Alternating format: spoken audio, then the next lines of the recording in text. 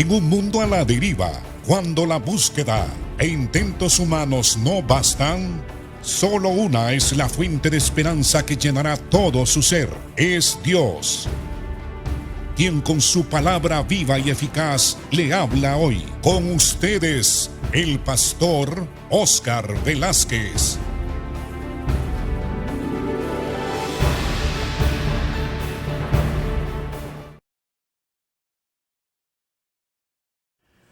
Dios les bendiga, amados hermanos. Es un placer para mí y un honor hablarles de la palabra. Hoy vamos a iniciar un estudio sobre la encarnación de nuestro Señor Jesucristo. Están muy cerca lo que nosotros llamamos la fiesta de la Navidad o la Natividad. Conmemoramos a lo largo de todas las naciones y continentes del mundo el gran advenimiento de nuestro Señor y Salvador Jesucristo. Dios tuvo a bien, según su bondad para con los seres humanos, visitarnos, venir a nosotros y para poder comunicarse de una manera correcta con nosotros, para que pudiéramos entenderle y también conocerle. Su Hijo Jesucristo, que es la segunda persona, fue enviada por el Padre para que naciera entre nosotros, para que estuviera entre nosotros. Y la Biblia habla muy claro respecto a este evento redentor, a este grande acontecimiento.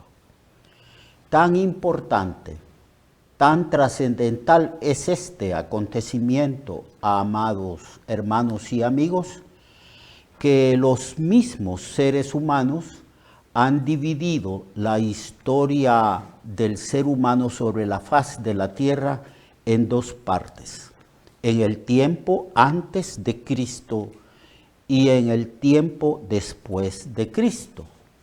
¿Qué significa esto? Significa que la venida de Cristo, el hecho de que Dios nos visita a nosotros para salvarnos, es un acontecimiento histórico en primer lugar.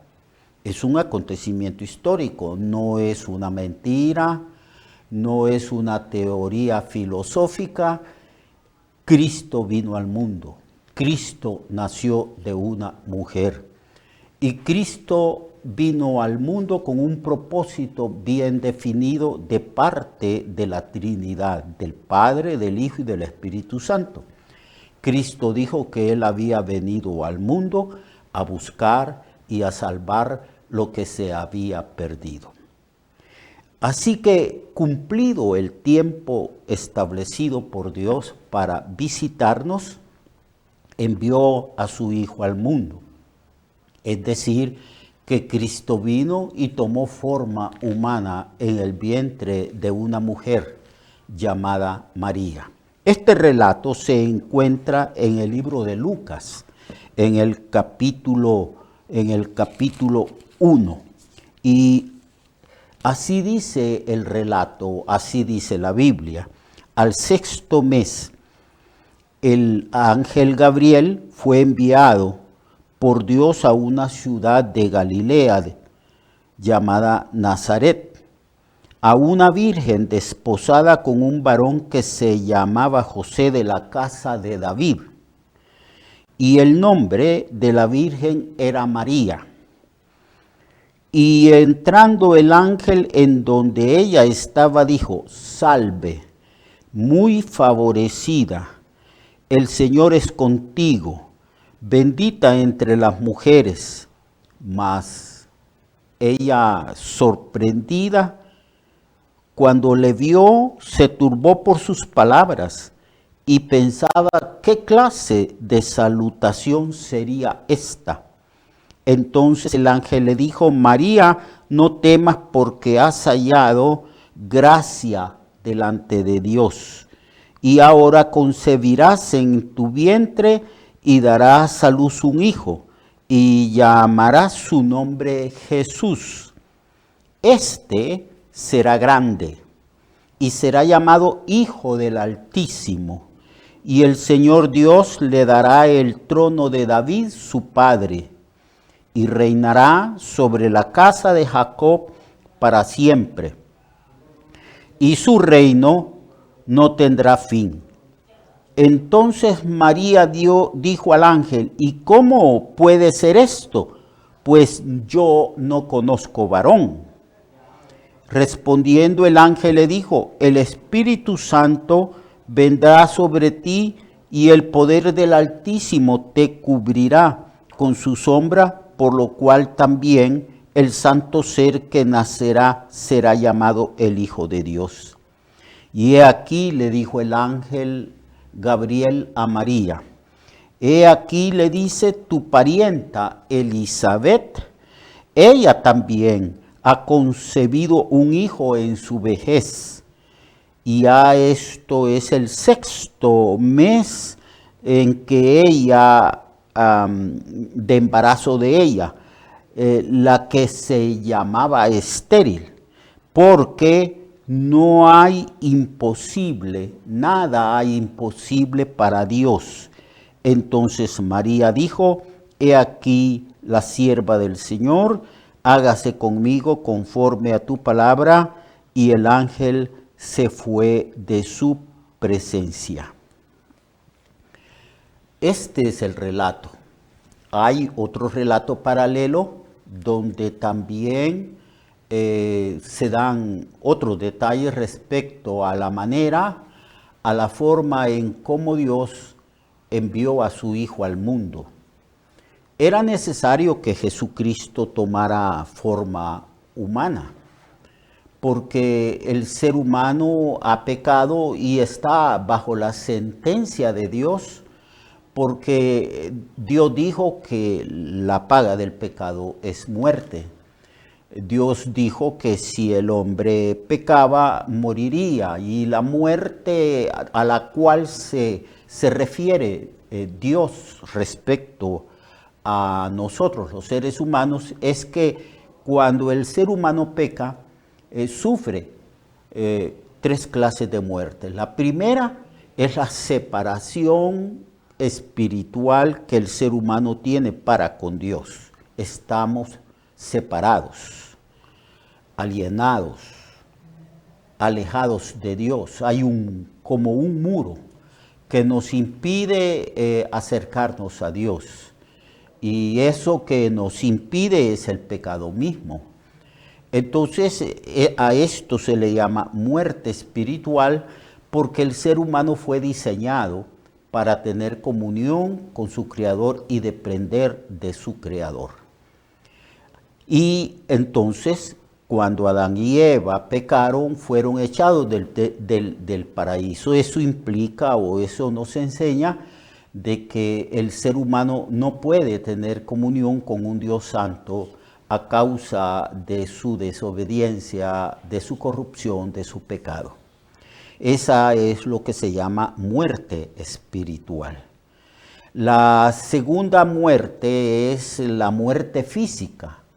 Adán y Eva pecaron, pero no murieron físicamente de inmediato.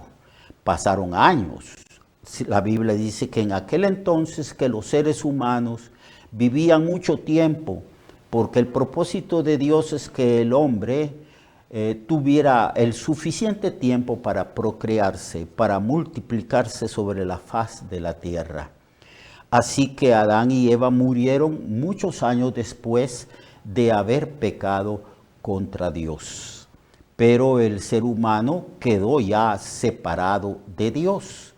El ser humano, es decir, Adán y Eva, tenían continua comunión antes de pecar. Dice la Biblia que ellos razonaban, dialogaban, tenían comunión con su Creador, y su Creador era su maestro que les instruía respecto a todo lo que era su propósito para con la raza humana. Ahora Adán y Eva ya murieron y todos mueren. La Biblia dice que el pecado entró por un hombre, Adán, y por el pecado la muerte, y la muerte pasó a todos los seres humanos, por cuanto Adán es la cabeza federal. Es decir, ahí estábamos todos, toda la raza humana, todos los millones y millones de personas que han vivido y los que van a vivir en el futuro. En Adán estábamos, porque Adán es el primer hombre, Eva la primer mujer, y toda la raza humana proviene de esta pareja, de Adán y de Eva. Bueno, entonces esa es la muerte física. La Biblia dice que está establecido por Dios que el hombre muera una vez y después de esto el juicio. El juicio es la tercera muerte, Es decir, que todas aquellas personas que hayan muerto sin haber conocido a Cristo y sin haber creído en el Señor y en su obra redentora que realizó en la cruz, esas personas en el futuro van a resucitar y van a comparecer en lo que la Biblia llama un trono blanco. Y ahí en ese trono blanco, los seres humanos, los que no creyeron en el Señor, serán juzgados según las cosas que están escritas en los libros. Dios lleva un registro, un escrito de la actividad humana, de todos los seres humanos en particular. Y cada quien será juzgado y serán presentadas las pruebas de la culpabilidad humana. Y los hombres que no se hayan escritos en el libro de la vida, que es el libro de Cristo, porque Cristo también lleva un registro, pone los nombres de todas las personas que se arrepienten y que creen en Él. Y los que no creen, pues no están en ese libro. Así que el que no se halló inscrito en el libro de la vida del Cordero de Dios que quita el pecado del mundo, será lanzado a un lago de fuego. Esto implica, pues, que era necesario que nosotros tuviéramos alguien que nos salvara. Ningún ser humano podía salvarnos por cuanto todos hemos corrido la misma suerte, todos hemos pecado. Ninguno de nosotros es digno de salvar a otro. No nos podemos ni siquiera salvar a nosotros mismos. Era necesario de que Dios enviara un Salvador. Por eso el ángel le dice a María, vas a ponerle como nombre Jesús, que quiere decir, ¿qué quiere decir? Dios es Salvador, o Cristo el Salvador. Entonces, Él va a salvar al pueblo de sus pecados. Era necesario que alguien viniese del cielo, que Dios mismo se humanara, tomara la forma humana. Y por eso todos los años, en todos los continentes, en toda cultura, todos los seres humanos de diferente lenguaje, como tradición, celebran lo que nosotros llamamos la Navidad o la Natividad, es decir, el momento en que Cristo se encarnó. Entonces, mañana, pasado mañana, estos días vamos a hablar de la encarnación de Cristo. ¿Por qué es que se encarnó? ¿Por qué es que se hizo hombre y habitó entre nosotros? Porque en primer lugar era necesario. Si nadie podía calificar para salvar al hombre, era necesario que la segunda persona de la Trinidad fuera enviada por el Padre a la tierra, se humanara, tomara forma humana para que se identificara con nosotros. Cristo tomó nuestra naturaleza humana. La Biblia dice que hijo nos es nacido, es decir, Cristo nació. Los ángeles le hablaron a los pastores que cuidaban las ovejas en la noche y le dieron las buenas nuevas diciendo, os traemos nuevas de gran gozo, de gran alegría, porque hoy os ha nacido en la ciudad de David un Salvador, que es Cristo el Señor. Ese es el más grande acontecimiento, el acto poderoso de Dios cuando Él condesciende con la raza pecadora y envía a su Hijo con la misión de rescatarnos, de liberarnos del pecado y de las consecuencias del pecado.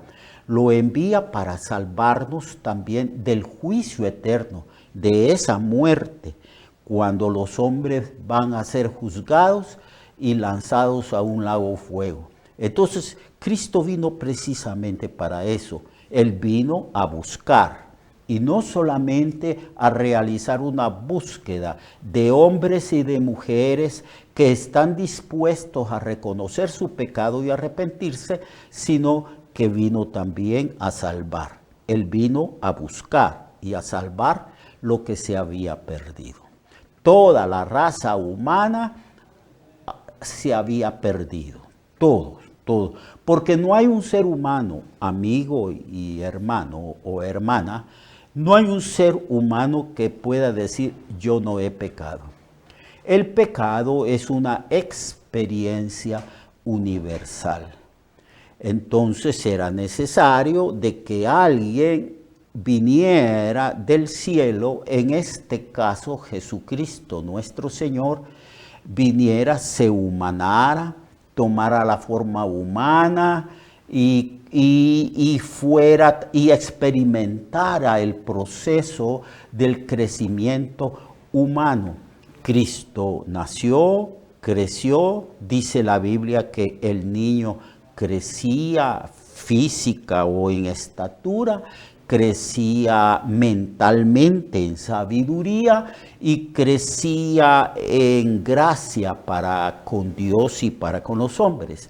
Eso significa que Cristo tenía comunión con su Padre y también comunión con sus semejantes, los demás hombres. En todas las áreas de la vida humana, Jesucristo creció hasta que llegó a la plenitud de su estatura física, mental, emocional y espiritual. Y luego el Señor se dedicó a predicar el Evangelio y a anunciar las buenas nuevas, que consiste en que Dios resuelve el problema del pecado, por cuanto Cristo asume la responsabilidad humana, la responsabilidad del pecado, asume el castigo del pecado, porque el castigo del pecado es la muerte. Entonces Cristo, para vindicar la justicia de Dios, se interpone entre Dios y nosotros en una cruz para llevar los pecados y el castigo que nosotros merecíamos. Porque la paga del pecado es muerte. Entonces Cristo tomó forma humana, tomó un cuerpo humano para ofrecer su vida y su cuerpo en expiación por nuestros pecados. Dios colocó los pecados nuestros en el cuerpo de Cristo y Cristo los expió, los purgó, los llevó allí en su cuerpo sobre un madero, es decir, sobre la cruz. Así que mañana vamos a explicar con más detalle y claridad todo esto referente a la encarnación de Jesucristo. Mientras tanto, amado hermano, el Señor lo guarde, lo bendiga y que en esta Navidad usted se goce, celebre este gran acontecimiento con una vida de gratitud, de acción de gracias, obedeciendo al Señor en todo. Dios le guarde a usted y a todos los suyos. Recuerde que su vida puede cambiar y mejorar, porque la palabra de Dios es viva y eficaz, y más cortante que toda espada de dos filos. Hebreos 4:12. Nuestra oración y deseo es que esta palabra predicada lleve mucho fruto. Le esperamos en el próximo programa, a esta misma hora y en esta misma estación. Esta es una producción de Ministerios Reflexionarte, en colaboración con Cirkenu Network. Sus comentarios son bienvenidos. Escríbanos al correo reflexionartehn@gmail.com o al 504-9802-6186. 504-9802-6186.